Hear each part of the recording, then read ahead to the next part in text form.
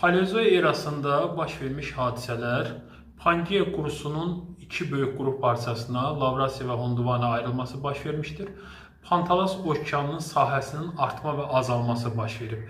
Burada bəzən biz qarışdırırıq. Pantalas okeanının parçalanması bu Mezo erasında baş verib.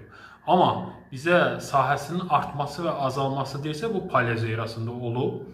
İynəyarpaqlı, çılpaq toxumlu bitkilərin, ay döşəyinin yaranması, onurğasızların, okeanda ilk balıqların, suda quruda yaşayanların yaranması, eyni zamanda apatit, fosforit yataqlarıdır, ilk yanacaq yataqlarının yaranması, bu da Paleozoy erasında baş verib.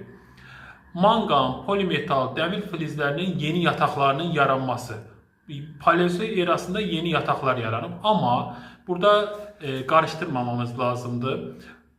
Dəmirdir, manqandır, polimetal yataqları ilk olaraq hələ Arxey erasında formalaşmışdır. Paleozoy erasında isə yeni yataqlar yaranır.